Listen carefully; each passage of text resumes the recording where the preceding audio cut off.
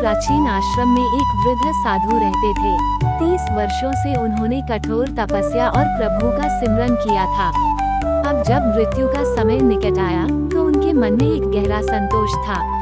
वे सोचते थे, मैंने अपना पूरा जीवन ईश्वर को दे दिया, मोह माया का त्याग किया, निश्चित ही मेरे पास पुण्यों का इतना बड़ा भंडार होगा कि मोक्ष मेरे द्वार पर खड़ा होगा।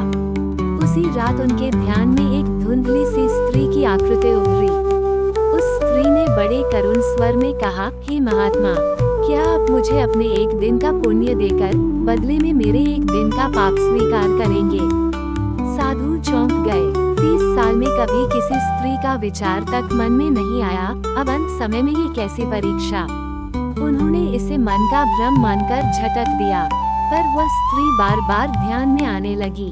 साधु व्याकुल हो गए। उन्हें लगा कि शायद ये कोई दुखी आत्मा है, पर फिर गुरु की शिक्षा याद आई, पुण्य ही तुम्हारी असली पूंजी है, इसे कभी किसी को मत देना, वरना मोक्ष हाथ से निकल जाएगा। साधु ने अपने गुरु से मार्गदर्शन मांगा। गुरु ने भी उन्हें डांटा, सावधान, यह माया का जाल है, अपने पुण्यों की कमाई को बचा कर रखो, यही तुम्हें स्वर्ग ले जाएगी। अगली बार जब वह स्त्री ध्यान में आई तो उसने कड़े शब्दों में कहा, तुम्हारे गुरु का ज्ञान अधूरा है, तुम दोनों ने त्याग के अहंकार को ही धर्म मान लिया है। तुम तो किसी जरूरतमंद की पुकार सुनकर भी अपना पुण्य बचाने में लगे हो। क्या यही तुम्हारी अध्यात्म की कमाई है? साधु द्वंद्व में फंस गए। एक तरफ गुरु की आज्ञा और मोक्ष का लोभ था, दूसरी तरफ उस स्त्री की पीड़ा। अंततः उन्होंने ईश्वर से ही मार्ग दिखाने की प्रार्थना की। तभी एक दिव्य आकाशवाणी हुई। ईश्वर ने पूछा, साधु, तुम किस पुण्य के भरोसे मोक्ष चाहते हो? साधु ने गर्व से कहा, प्रभु, 30 साल का सिमरन, त्याग और वैराग्य। आकाशवाणी गूंजी, कैसा सिमरन? तुमने 30 वर्षों तक दूसरों का कमाया हुआ अन्न खाया, समाज के लिए कोई रचनात्मक कार्य नहीं किया। नाम जपना यदि पुण्य होता तो धन जपने से दरिद्र का बैंक खाता भर जाता। तुम्हारे खाते में सेवा और कर्म का पुण्य शून्य है। साधु सन्न रह गए। उन्होंने कांपते हुए पूछा, फिर वह स्त्री मुझसे पुण्य क्यों मांग रही है?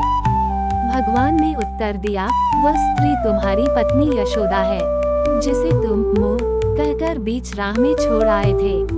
उसने तुम्हारे जाने के बाद आंसुओं को पोंछकर बच्चों को पाला। जब कोई काम नहीं मिला तो एक कुष्ठ आश्रम में बीमारों की सेवा शुरू की। वह आज भी खुद को पापिनी मानती है क्योंकि उसका पति उसे छोड़ गया। वह आज मृत्युशैया पर है, पर उसे तुम्हारी चिंता है। वह चाहती है कि तुम्हें मोक्ष मिले, इसलिए वह अपने पुण्यों के बदले तुम्हारे कल्पित पाप लेना चाहती थी। साधु की आत्मा कांप उठी। उन्हें समझ आया कि असली पुण्य मंदिर में बैठकर माला फेरने में नहीं, बल्कि उन हाथों में था जो दीन दुखियों के घाव धो रहे थे। यशोदा का पाप भी उनके पुण्य से कहीं अधिक पवित्र था। अचानक साधु की आंखें खुली। पसीने से लथपथ वे बिस्तर से उठे।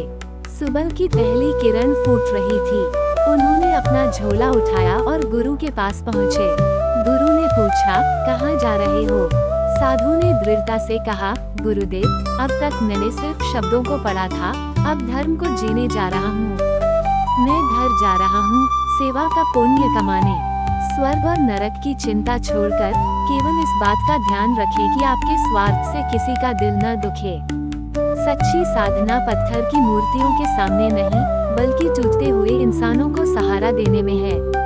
मुसीबत में जो साथ खड़ा है, वही सबसे बड़ा है।